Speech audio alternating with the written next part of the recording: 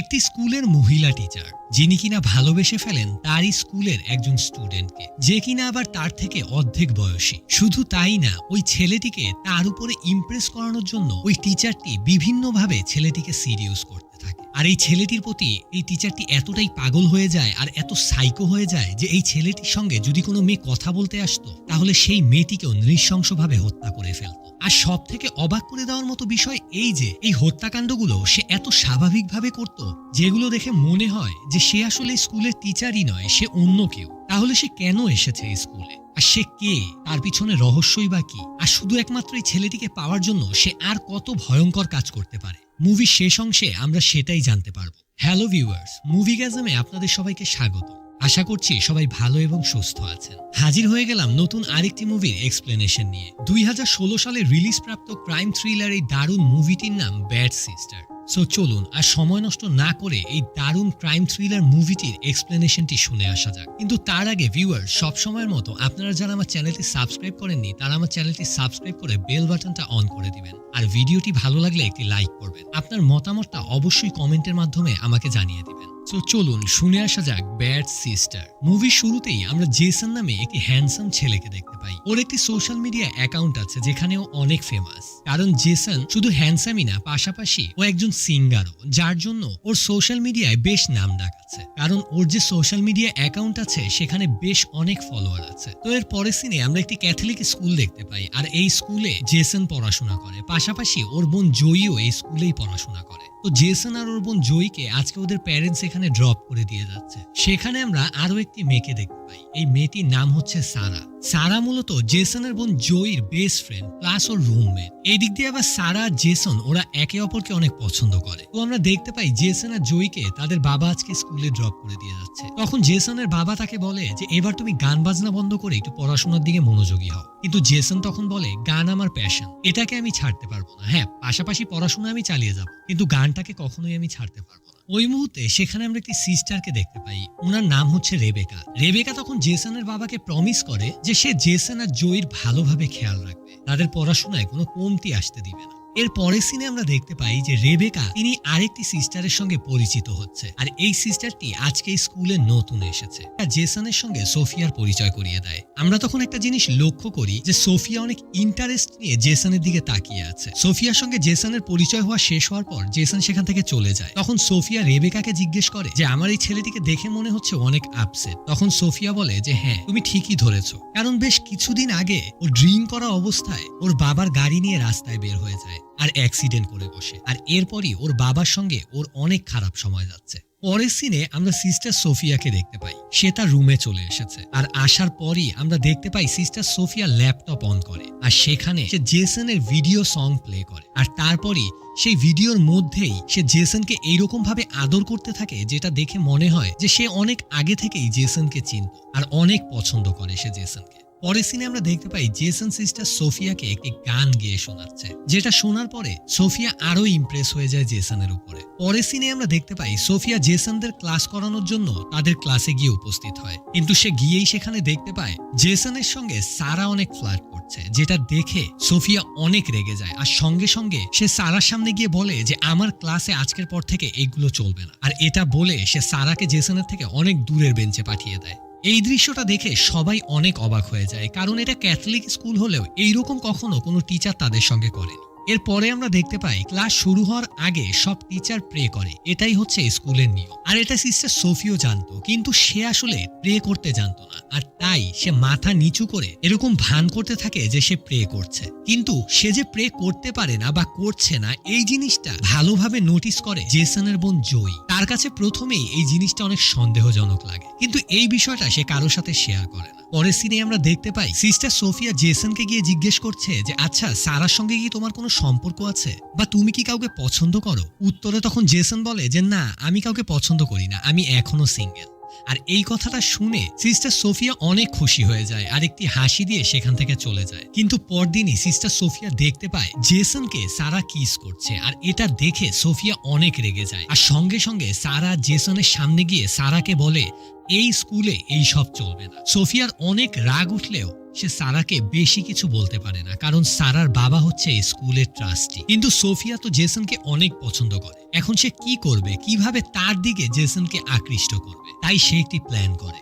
আর plan মতে school ছুটি হওয়ার পরে সোফিয়া জেসনকে বলে যে তার সঙ্গে সোফিয়ার কিছু কথা আছে, আর তাই সোফিয়া জেসনকে তার রুমে আসতে বলে। কথা মতন জেসন যখন সোফিয়ার রুমে যায় তার সঙ্গে দেখা করতে, এই সুযোগে আমরা দেখতে পাই জেনে বুঝেই সিস্টার সোফিয়া কানে একটি হেডফোন লাগিয়ে জামা বদলানোর উসিলায় সে তার সমস্ত জামা কাপড় খুলে ফেলে আর দরজাটি হালকা করে ফাঁকা রাখে যেন জেসন এসে দেখতে পায়। এদিক দিয়ে জেসন দরজার সামনে এসে এই অবস্থা দেখে প্রথমে তার কাছে অনেক ভালো লাগে, কিন্তু পরবর্তীতে সে যখন এটা ফিল করে যে না, সে তো আমার টিচার আর আমার থেকে বয়সে অনেক বড়, এটা ভেবে সে দ্রুত সেখান থেকে চলে যায়। আর সে যাওয়া মাত্রই আমরা দেখতে পাই সোফিয়া তার দরজার সামনে এসে জেসনের দিকে তাকিয়ে আছে আর তারপর দরজাটি বন্ধ করে দিয়েছে, কারণ সোফিয়া যেই প্ল্যানটি করেছিল সেটা সম্পূর্ণ সাকসেস হয়েছে।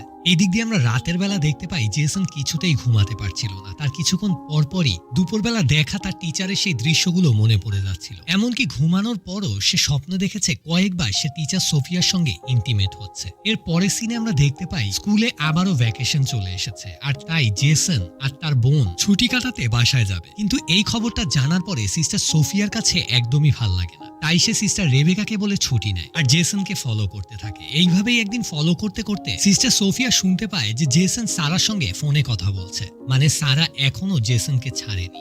আর এর জন্য সিস্টার সোফিয়া অনেক টেনশনে পড়ে যায়, কারণ তার কাছে এখন একমাত্র শত্রু হচ্ছে এই সারা। সিস্টার সোফিয়া চিন্তা করে যে সারাকে যে করেই হোক জেসনের কাছ থেকে সরাতে হবে, তাহলেই জেসন আর সোফিয়ার মাঝে আর কেউ আসতে পারবে না। উইকেন্ডে শেষ হলে আবারও স্কুল শুরু হয় আর এবার আমরা দেখতে পাই সোফিয়া একটি মাস্টার প্ল্যান করে। সে রাতের বেলা সারার রুমে যায় আর সারার বইয়ের ভিতরে একটি ড্রাগস রেখে আসে। পরদিন সকালবেলা এই বিষয়টা সে স্কুল কর্তৃপক্ষকে জানিয়ে দেয়। তখন স্কুল কর্তৃপক্ষ সারার রুম সার্চ করলে ওই ড্রাগসটি পেয়ে যায় আর শাস্তি স্বরূপ সারাকে স্কুল থেকে বহিষ্কার করার সিদ্ধান্ত নেয়। অন্যদিক দিয়ে আমরা দেখতে পাই সিস্টার সোফিয়া এই ড্রাগসটি পাওয়ার পরে স্কুলের কাছে অনুমতি চায় পুরো স্কুলটা সার্চ করার জন্য। কথা মতন পুরো স্কুলটি সার্চ করা হলে জেসনের রুমের খাটের নিচেও একটি মদের বোতল পায়। এই মদের বোতলটা কিন্তু রেখেছিল সিস্টার সোফিয়া নিজেই, কারণ তার একটি প্ল্যান আছে। আর সেটা হচ্ছে যখন জেসনকে বিচারের জন্য ডাকা হয় তখন প্রিন্সিপাল সিদ্ধান্ত নেয় যে জেসনকেও এই স্কুল থেকে বহিষ্কার করে দেওয়া হবে। কিন্তু তখন সিস্টার সোফিয়া বলে যে না, জেসনের এটা প্রথম ভুল আর তাই জেসনকে আমরা বহিষ্কার না করে অন্য একটি শাস্তি দিতে পারি। আর সেটা হচ্ছে এই উইকেন্ডেতে জেসনকে ছুটি দেওয়া হবে না, ওকে এই স্কুলেই থাকতে হবে আর এই পুরো স্কুলটাকে ক্লিন করতে হবে, এটাই হচ্ছে ওর শাস্তি। মূলত সিস্টার সোফিয়ার প্ল্যানই ছিল এটা, সে কোনোভাবেই তার কাছ থেকে জেসনকে দূরে সরাতে চায় না। আর তাই সোফিয়া কোনোভাবেই চায় না জেসন এই উইকেন্ডেতে বাসায় যাক, কারণ সোফিয়া চায় জেসনের সঙ্গে একা কিছুটা সময় কাটাতে। আর তাই সে এই প্ল্যানটা করে জেসনকে স্কুলে আটকে রেখেছে। এদিক দিয়ে একদিন জেসন স্কুল কর্তৃপক্ষের কথা মতো স্কুলের একটি হাউস ক্লিন করছিল আর সেই মুহূর্তে আমরা দেখতে পাই সেখানে এসে উপস্থিত হয় সোফিয়া আর ওর সামনে বসে জেসনকে ওর উপরে অ্যাট্রাক্ট করানোর জন্য আমরা দেখতে পাই সোফিয়া তার শার্টের বুতামগুলো খুলে ফেলে আর জেসনকে বলে আমার খুব গরম লাগছে। জেসন তখন আবারও এক দৃষ্টিতে সোফিয়ার দিকে তাকিয়ে থাকে। এত সুন্দর একটি মেয়ে যখন বারবার ওকে আকৃষ্ট করার চেষ্টা করছে ওর উপরে, এটা দেখে জেসন আর সহ্য করতে পারে না। এক পর্যায়ে জেসন সোফিয়ার সঙ্গে ইন্টিমেট করতে রাজি হয়ে যায়। আমরা দেখতে পাই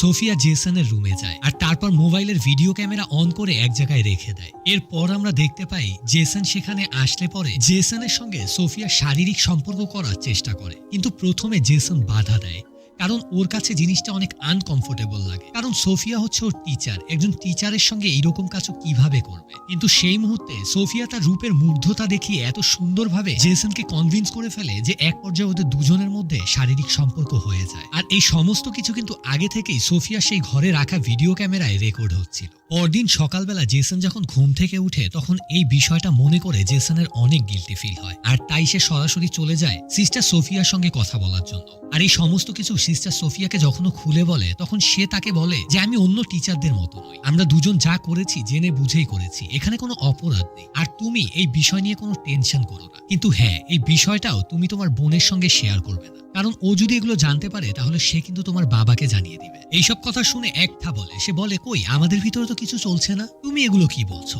এটা বলে জেসন জয়ীকে একটু ইগনোর করেই সেখান থেকে চলে যায়। আর আমরা দেখতে পাই এই সমস্ত দৃশ্য জেসনের রুমের জানালায় দাঁড়িয়ে খুব ভালোভাবেই পর্যবেক্ষণ পর্যবেক্ষণ করছিল সোফিয়া। আরো সিদ্ধান্ত নিয়ে নেয় কিভাবে জয়ীকেও এই স্কুল থেকে তাড়ানো যায়। আর তাই আমরা দেখতে পাই এক্সাম চলাকালীন ইচ্ছে করেই সোফিয়া জয়ীকে এক্সামে ফেল করিয়ে দেয়। আর সে নিজে নিজেই জয়ীকে বলে যে তুমি পড়াশোনায় অনেক দুর্বল, ক্লাস শেষ হওয়ার পরে তুমি আমার রুমে আসবে, আমি পার্সোনালি তোমার এই এক্সামটা আবার নিব। এটা শুনে প্রথমে জয়ী একটু অবাক হয়ে যায়, কিন্তু তারপরেও সে কথা মতন ক্লাস শেষ হওয়ার পরে সোফিয়ার সঙ্গে দেখা করতে তার রুমে যায়। কিন্তু তার আগেই আমরা দেখতে পাই সোফিয়া অনেক চালাকি করে যে এক্সামটা সোফিয়া নিতে চেয়েছিল সেই এক্সামের অ্যান্সার শিটটা সোফিয়া তার টেবিলেই রেখে আসে। এটা ছিল তার একটি প্ল্যান।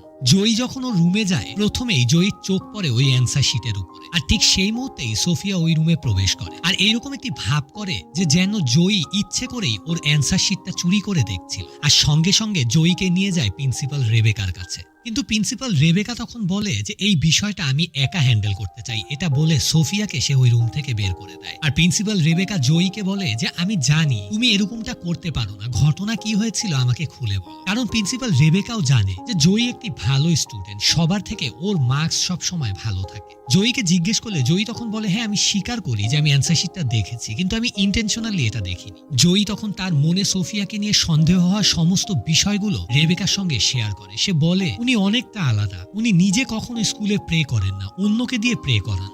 এবার এই সমস্ত কথা জয়ীর মুখ থেকে শোনার পরে প্রিন্সিপাল রেবেকারও সোফিয়ার উপর সন্দেহ হয়। মুভির পরের সিনে আমরা জেসনকে দেখতে পাই ও চার্চে যাচ্ছে, কারণ আজ পর্যন্ত সোফিয়ার সঙ্গে ও যা যা হয়েছে তার জন্য ও চার্চে গিয়ে কনফেশন করতে চায়। কিন্তু যখনই ও চার্চে গিয়ে কনফেশন করবে ঠিক সেই মুহূর্তে দেখতে পায় সেখানে প্রিস্ট নেই, প্রিস্টের জায়গায় সেখানে সোফিয়া বসে আছে। আর সোফিয়া সেখানে জেসনকে দেখা মাত্রই আবারও ওর সঙ্গে রোম্যান্স করতে শুরু করে। এই দিক দিয়ে উইকেন্ডেতে বিশপ ওরাইলি স্কুল পরিদর্শন করতে আসেন, আর এটা দেখে সোফিয়া অনেক ভয় পেয়ে যায়, কারণ ও জানে যে এই বিশপ ওরাইলি আসল রেবেকাকে খুব ভালোভাবেই চিনে। এখন যদি সোফিয়া ওর সামনে পড়ে যায় তাহলে তো এক মুহূর্তেই চিনে যাবে যে ও কে আর এখানে ছদ্মবেশে কি করতে এসেছে। আর তাই সোফিয়ার একটুও দেরি না করে ওই স্কুল থেকে পালানোর সিদ্ধান্ত নেয়। ব্যাগ নিয়ে যখন ও বেরিয়ে যাচ্ছিল ঠিক সেই মুহূর্তেই ওর সঙ্গে মুখোমুখি দেখা হয় প্রিন্সিপাল রেবেকার সঙ্গে। রেবেকা ওকে দেখা মাত্রই জিজ্ঞেস করে কি হয়েছে, তুমি কোথায় যাচ্ছ? তখন তৎক্ষণাৎ সোফিয়া বলে আমার মায়ের অবস্থা খুব খারাপ, তাই আমি আমার মার সঙ্গে দেখা করতে যাচ্ছি। সিস্টার রেবেকা তখন আর কথা না বাড়িয়ে ওকে সেখান থেকে যেতে দেয়। এর পরের সিনে আমরা দেখতে পাই জেসন বাসায় ফিরে এসেছে আর খাবার টেবিলে ওর বাবা ওর সঙ্গে কথা বলছে পড়াশোনা নিয়ে, ওর ক্যারিয়ার নিয়ে। কিন্তু জেসন তখন সাফ জানিয়ে দেয় যে আমি পড়াশোনা চালাবো ঠিকই, কিন্তু আমার মিউজিক আমি বন্ধ করবো। এই কথা শুনে জেসনের বাবা অনেক রেগে যায়। এক কথায় দুই কথায় তাদের মধ্যে ঝগড়া লেগে যায়। এক পর্যায়ে জেসন সেখান থেকে উঠে ওদের বাসা থেকে বেরিয়ে যায়। ঠিক সেই মুহূর্তে আমরা জেসনদের বাসার বাহিরে সোফিয়াকেও দাঁড়িয়ে থাকতে দেখতে পাই। ও এখনো জেসনকে ফলো করা বন্ধ করেনি। জেসন বাসা থেকে বেরিয়ে চলে যায় সারার সঙ্গে দেখা করতে। সারা ওকে ওর বাসায় নিয়ে গেলে এক পর্যায়ে ওদের দুজনের মধ্যে রোম্যান্স হতেই যাবে। ঠিক সেই মুহূর্তে জেসনের সোফিয়ার কথা মনে পড়ে যায়, আর তাই সে সারার সঙ্গে কিছু না করে ওই বাসা থেকে বেরিয়ে যায়। মন খারাপ করে একটি বিয়ারের বোতল হাতে নিয়ে সে রাস্তায় ঘুরছিল। ঠিক সেই মুহূর্তে একজন পুলিশ চলে আসে সেখানে, আর এইভাবে ওপেন রাস্তায় ও মদ খাচ্ছে দেখে ওর কাছে ওর আইডিটা দেখতে চায়, কিন্তু ওর কাছে তখন আইডি ছিল না। ঠিক সেই মুহূর্তেই আমরা সেখানে সোফিয়াকে দেখতে পাই। সে তো আগে থেকেই জেসনকে ফলো করছিল। সে দ্রুত সেখানে এসে পুলিশকে অনেক রিকোয়েস্ট করে জেসনকে সেখান থেকে নিয়ে যায়, আর ওরা দুজন একটি হোটেলে গিয়ে উঠে। আর সেই হোটেল রুমের ভিতরে আবারও সোফিয়া ইচ্ছে করে নিজের জামা চেঞ্জ করতে থাকে, যেটা দেখে জেসনের আবারও অনেক আনইজি ফিল লাগতে থাকে। আর ও এবার সোফিয়াকে আবারও বলে যে আমরা যেটা করছি সেটা কি ঠিক করছি? আমরা অনেক ভুল করছি, এটা আমাদের করা উচিত হচ্ছে না। এই কথা শুনে তখন সোফিয়া বলে যে না, আমরা কোনো ভুল করছি না। সোফিয়া তখন আরো বলে যে তুমি আমার সাথে এখান থেকে পালিয়ে চলো, আমরা প্যারিস চলে যাই। আমার কাছে অনেক টাকা আছে, আমি তোমাকে একটি মিউজিক অ্যালবামও করে দিব, তুমি শুধু আমার জন্য গান গাবে, তোমার যা ইচ্ছে তুমি করবে, আমরা দুজন অনেক সুখের শান্তিতে আমাদের সারা জীবন কাটিয়ে দিব। কিন্তু এই কথা শোনা মাত্রই জেসন অনেক রেগে যায়, কারণ ও কখনোই ওর ফ্যামিলিকে ছেড়ে যেতে চায় না। আর তাই সে তৎক্ষণাৎ ওই হোটেল থেকে বেরিয়ে যায়। পরের সিনে আমরা দেখতে পাই জেসন রাস্তার পাশে একটি চেয়ারে বসেছিল, আর সেখানে ওর পাশে এসে বসে ওর বাবা। আর জেসনকে বলে যে আমি আজকের পর থেকে তোমার গানে কখনো বাধা দিব না, তোমার যা ইচ্ছা তুমি করতে পারো। এটা শুনে জেসন আরো খুশি হয়ে যায়। এর পরের দিনই জেসন আর ওর বোন জয়ী স্কুলে যাওয়ার জন্য বাসা থেকে বের হয়, কিন্তু ঠিক সেই মুহূর্তেই জয়ী দেখতে পায় সিস্টার সোফিয়া একটি গাড়ি নিয়ে ওদের বাসার সামনে অপেক্ষা করছে, যেটা দেখে জয়ীর সন্দেহ আরো বেড়ে যায়। পরের সিনে আমরা দেখতে পাই জেসন যখন ওর স্কুলের রুমে যায় ও দেখতে পায় ওর বিছানায় অজ্ঞান হয়ে শুয়ে আছে সোফিয়া, আর ওর পড়ার টেবিলের উপরে অনেকগুলো ঘুমের ওষুধ রাখা, যেটা দেখে জেসন অনেক ভয় পেয়ে যায় আর বারবার ডাকতে থাকে সোফিয়াকে। কিন্তু ঠিক সেই মুহূর্তেই সোফিয়া হাসতে হাসতে বিছানা থেকে উঠে যায় আর জেসনকে বলতে থাকে, আমি দেখতে চেয়েছিলাম তুমি আমাকে কতটা ভালোবাসো। জেসন তখন অনেক রেগে গিয়ে বলে যে আমি তোমাকে একটুও ভালোবাসি না, আর অনেক হয়েছে তোমার আমার ভিতরে এই সব জিনিস, আমি আর সহ্য করব না, আমি এবার প্রিন্সিপালকে এই বিষয়ে জানিয়ে দিব। এই কথা শুনে তখন হাসতে হাসতে সোফিয়া উত্তর দেয় যে প্রিন্সিপালকে গিয়ে কি বলবে যে তোমার একটি টিচারের সঙ্গে শারীরিক সম্পর্ক আছে? এটা শোনার পরে কি তোমার মা বাবার কোনো মান সম্মান বেঁচে থাকবে? এই কথা শুনে তখন জেসন অনেক ভয় পেয়ে যায়, আর তাই ও সোফিয়ার কথা এই বিষয়টা আর কাউকে জানায় না। এদিক দিয়ে আমরা দেখতে পাই ঠিক সেই মুহূর্তে জয়ী জেসনকে ফোন করে আর বলে যে আমি কিছুক্ষণ আগে বাসা থেকে আসার সময় দেখলাম গেটের বাহিরে সোফিয়া গাড়ি নিয়ে দাঁড়িয়ে আছে, তুমি প্লিজ আমাকে বলো তোমাদের দুজনের ভিতরে কি চলছে, আমার এই বিষয়টা অনেক সন্দেহজনক লাগছে। জেসন তখন বলে যে আমি তোমাকে সবকিছু খুলে বলবো, কিন্তু এখন না, আমার একটু সময় লাগবে, কিন্তু প্লিজ তুমি এই বিষয়টা এখন মা বাবাকে জানিও না। পরদিন সকালে আমরা দেখতে পাই স্কুল শুরু হওয়ার পরে সিস্টার সোফিয়া এবার জেসনকে প্রেয়ার করতে বলে, কিন্তু ঠিক সেই মুহূর্তে আমরা দেখতে পাই স্কুলের বাহিরে গেটের সামনে দাঁড়িয়ে এই বিষয়টা লক্ষ্য করছিল প্রিন্সিপাল রেবেকা, কিন্তু তখন সে এটা নিয়ে কিচ্ছু বলে না। সেই মুহূর্তে আমরা আরো দেখতে পাই প্রিন্সিপাল রেবেকা আবারও সারাকে স্কুলে ফিরিয়ে নিয়ে এসেছে, কারণ ওর বাবা স্কুলের অনেক বড় ট্রাস্টি, সে অনেক ডোনেশন দেয় স্কুলে। তাই স্কুল কমিটি আবারও সিদ্ধান্ত নিয়েছে সারাকে স্কুলে ফিরিয়ে নিয়ে আসা। সারাকে স্কুলে আবারও ফিরে আসতে দেখে সোফিয়ার অনেক রাগ হয়। এবার সে জেসনকে হুমকি দেয় যেন জেসন সারার সঙ্গে কোনো কথা না বলে, কিন্তু জেসন এটা না শুনে সারার সঙ্গে দেখা করতে যায়, সারার সঙ্গে কথা বলে, আর এটা দেখে সোফিয়া অনেক জেলাস হতে থাকে। এই দিক দিয়ে আমরা জেসনের বোন জয়ীকে দেখতে পাই, ও সোফিয়ার বিষয়ে ইন্টারনেটে অনেক রিসার্চ করতে থাকে, কিন্তু আনফরচুনেটলি ও তেমন কোনো ইনফরমেশনই পায় না। আর অন্য দিক দিয়ে আমরা দেখতে পাই সোফিয়া এতটাই রাগ হয়ে গিয়েছে সারার উপরে, এবার সে সারার রুমে যায় ভাইরাল করে দিব। সোফিয়া ইমোশনাল হয়ে আরো জেসনকে বলে যে আমি জানি একদিন না একদিন আমি ধরা পড়ে যাব, আসল সোফিয়ার লাশ একদিন না একদিন পুলিশ খুঁজে বের করবে, তাই আমি তোমাকে এখনো রিকোয়েস্ট করছি তুমি আমার সঙ্গে প্যারিস চলো। পরের সিনে আমরা দেখতে পাই আরো একটি উইকেন্ডে চলে এসেছে, আর এই উইকেন্ডেতে জেসন আবারও ওর বাসায় ফিরে গিয়েছে। সোফিয়া বুঝতে পারে যে ওর হাতে আর বেশি দিন বাকি নেই, যে কোনো মুহূর্তে এখানে পুলিশ আসতে পারে, আর তাই ও এখান থেকে পালিয়ে যাওয়ার একটি সিদ্ধান্ত নেয়। কথা মতন ও প্রিন্সিপাল রেবেকাকে গিয়ে বলে যে ওর মা মারা গিয়েছে আর ওকে ওর মার ফিউনারালে যেতে হবে, আর এই কথা বলে আস্তে করে ও স্কুল থেকে বেরিয়ে যায়। আর এই দিক দিয়ে আমরা দেখতে পাই উইকেন্ডেতে জেসন আর জয়ী বাসায় আসার পরে জয়ী জেসনের কাছে সবকিছু জানতে চায়। এক পর্যায়ে জেসন জয়ীকে সবকিছু খুলে বলে, এটা শুনে জয়ী অনেক অবাক হয়ে যায়, আর সে জেসনকে বলে যে আমাদের এক্ষুনি পুলিশের কাছে যাওয়া উচিত, এই সব বিষয় পুলিশকে আমাদের জানানো উচিত। কিন্তু জেসন তখন বলে যে আমি কিভাবে জানাবো, আমার কাছে তো কোনো প্রমাণ নেই, কিন্তু হ্যাঁ কোনোভাবে যদি আমরা সোফিয়ার ল্যাপটপটা নিতে পারি তাহলে সেখান থেকে কোনো না কোনো প্রমাণ অবশ্যই আমরা বের করতে পারবো। এই দিক দিয়ে আমরা দেখতে পাই প্রিন্সিপাল রেবেকা সোফিয়ার সঙ্গে কথা বলার জন্য ওই হসপিটালে ফোন দেয় যেই হসপিটালে সোফিয়া বলেছিল ওর মা অ্যাডমিট হয়েছিল, কিন্তু সেই হসপিটালে ফোন দেওয়ার পরে হসপিটাল কর্তৃপক্ষ বলে যে না, এইরকম কেউই এখানে ভর্তি ছিল না, আর সোফিয়া নামেও কেউ এখানে আসেনি। আর এই কথা শোনার পর প্রিন্সিপাল রেবেকার আরো সন্দেহ বেড়ে যায় সোফিয়ার প্রতি। পরের সিনে আমরা দেখতে পাই সোফিয়া আবারও জেসনের স্কুলে ব্যাক করে, আর ব্যাক করা মাত্রই এবার প্রিন্সিপাল রেবেকা সোফিয়াকে তার অফিসে ডাক দেয় ওর সঙ্গে কথা বলার জন্য।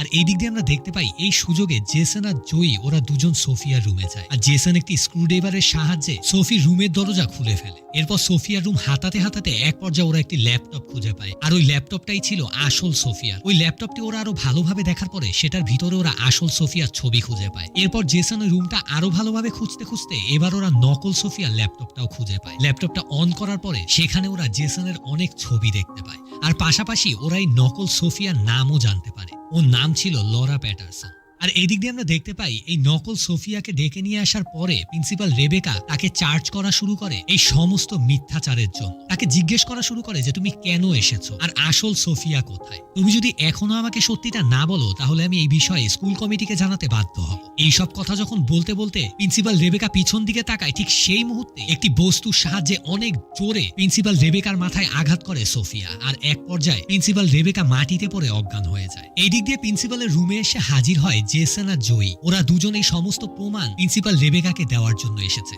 কিন্তু গেট নক নক করলে ভেতর থেকে কোনো রেসপন্স আসছিল না দেখে ওরা মনে করে হয়তো প্রিন্সিপাল রেবেকা চার্চে আছে, আর তাই ওরা চলে যায় চার্চে। কিন্তু সেই মুহূর্তে আমরা দেখতে পাই যখন ওরা দুজন চার্চের ভিতরে ঢুকছিল পিছন থেকে একটি লোহার মোমের স্ট্যান্ড নিয়ে ওদের মুখোমুখি হয় সোফিয়া। আর তখনই জেসন আর ওর বোন জয়ী ওরা দুজন মিলে ডিরেক্টলি চার্জ করে সোফিয়াকে যে তুমি কে, আমরা চিনে গিয়েছি তুমি সোফিয়া না, তুমি কেন এসেছো এখানে। তখন সোফিয়া বলে যে আমি শুধু তোমার জন্য এখানে এসেছি। আমি যা করেছি সবকিছু তোমার জন্য করেছি, একমাত্র তোমাকে পাওয়ার জন্য করেছি। তুমি যেই গানটি লিখেছিলে, আমি মনে করি এই গানটি তুমি আমার জন্য লিখেছিলে। আমি তোমাকে অনেক ভালোবাসি, আর আমি এটাও বিশ্বাস করি যে এই পৃথিবীতে যদি আমাকে কেউ সত্যিকারের ভালোবাসে তাহলে সেটা তুমি। আর তাই আমি চাই তোমাকে নিয়ে প্যারিস চলে যেতে, আমাদের নতুন একটি জীবন শুরু করতে। কিন্তু তখনই এই সমস্ত কথা শুনে জেসনের বোন জয়ী বলে যে তোমার মতো একটা ক্রিমিনাল কখনো আমার ভাইয়ের সঙ্গে থাকতে পারে না, তুমি এখনই আমার ভাইয়ের কাছ থেকে দূরে সরে যাও। আর এই কথা শোনা মাত্রই সোফিয়ার মাথায় রক্ত উঠে যায়, আর ওর হাতে থাকা সেই লোহার স্ট্যান্ডটি দিয়ে আঘাত করে বসে জয়ীর গায়ে। আর এক পর্যায়ে জয়ী মাটিতে পড়ে যায়। নিজের বোনকে বাঁচাতে যায় জেসন, কিন্তু তখন জেসনকেও সোফিয়া আঘাত করে, আর জেসনও মাটিতে পড়ে যায়। এরপর সোফিয়া জয়ীর কাছে গিয়ে ওকে মেরে ফেলতেই যাবে, ঠিক সেই মুহূর্তে পিছন থেকে সেখানে প্রিন্সিপাল রেবেকা চলে আসে আর সোফিয়ার উপর হামলা করে। সোফিয়া থেকে সেই লোহার স্ট্যান্ডটি নিয়ে যখন সোফিয়ার সঙ্গে মারামারি করছিল, এক পর্যায়ে সোফিয়ার সঙ্গে প্রিন্সিপাল আর পেরে ওঠে না।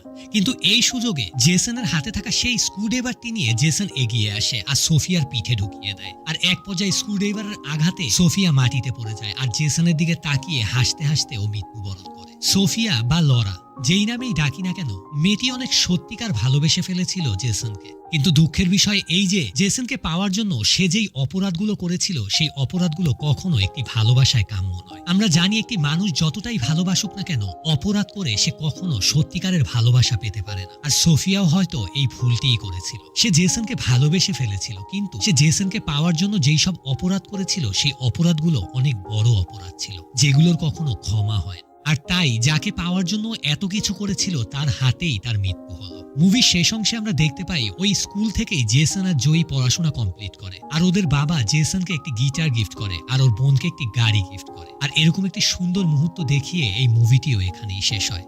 সো ভিউয়ার্স, এই ছিল আজকের মুভির এক্সপ্লেনেশনটি যদি ভালো লাগে লাইক, কমেন্ট এন্ড শেয়ার করবে। আবারও হাজির হব নতুন আরেকটি মুভির এক্সপ্লেনেশন নিয়ে। Till then stay with us. আল্লাহ হাফেজ।